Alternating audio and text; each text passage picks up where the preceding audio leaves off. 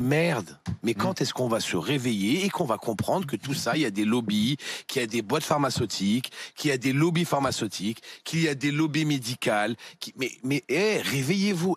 Pour moi, c'est clair, et je l'ai dit au président de la République, la seule solution contre le Covid, c'est vacciner.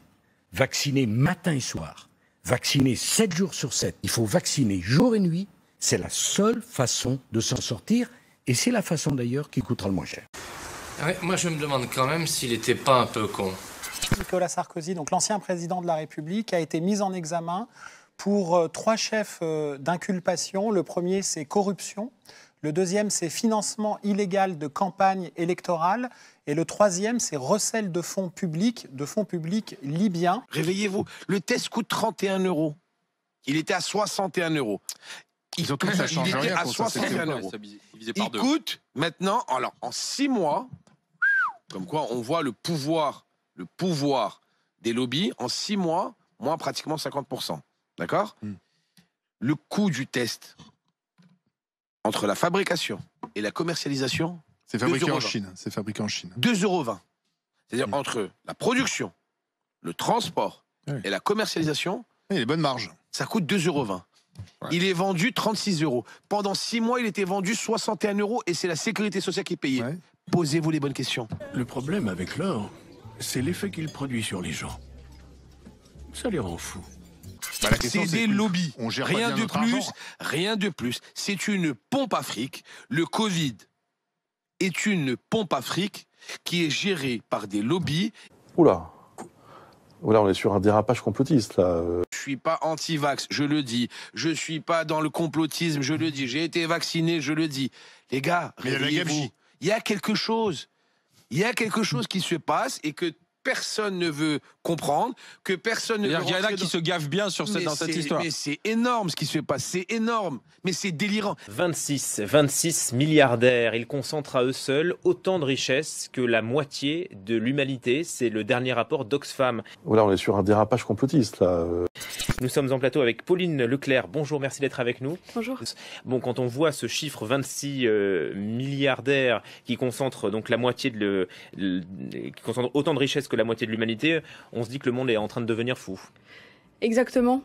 Ces chiffres, ils révèlent qu'on vit actuellement dans un système économique qui va dans le mur, qui est défaillant. Les inégalités, quand elles s'accroissent dans cette proportion, c'est les conséquences même sur l'économie, mais aussi la cohésion sociale qui est contestée. Les riches deviennent de plus en plus riches, et dans le même temps, c'est près de la moitié de la population qui vit avec moins de 5 € par jour. C'est précisément cet écart-là que l'on dénonce avec ce rapport. Les grands patrons du CAC 40 avaient touché en moyenne 3,8 millions d'euros par an.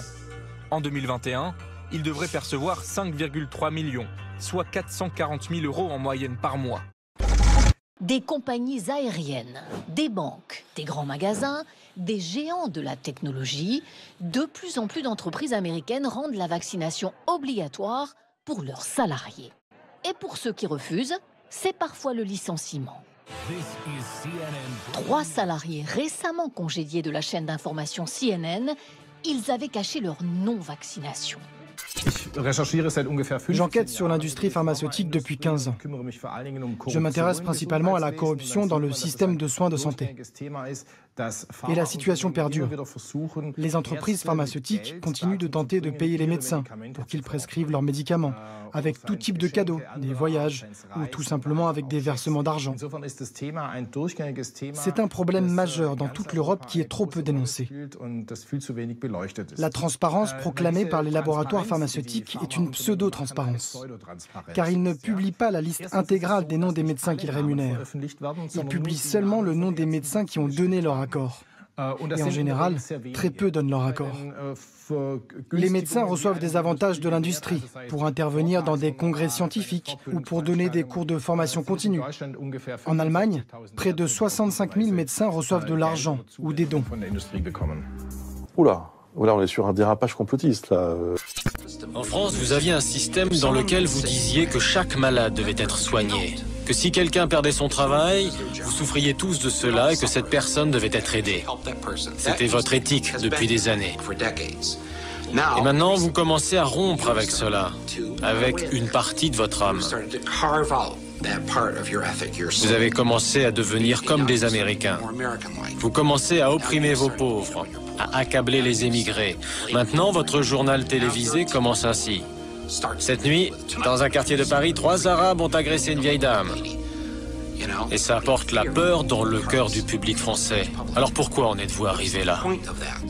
Le fossé qui sépare les ultra-riches des plus pauvres n'est pas une fatalité, c'est le fruit de choix politiques de nos gouvernements. Ce rapport, il pointe la responsabilité de la majeure partie des gouvernements de la planète à défaillir face à l'augmentation des inégalités et même développe des politiques qui ont tendance à les alimenter, notamment en allégeant de manière considérable l'imposition des ultra-riches, les milliardaires, mais aussi les multinationales. C'est un manque à gagner qui est énorme pour les États pour financer les services publics. Donc on a d'un côté les États qui d'une main réduisent l'impôt des plus fortunés et de l'autre sous-financent les services publics au détriment des plus pauvres, des femmes et des jeunes filles qui bénéficient en priorité de ces services publics, l'éducation, la santé et la protection sociale. Mais est-ce qu'il faut forcément lier pauvreté et richesse ? Est-ce que taxer les plus riches va régler la situation des plus pauvres ?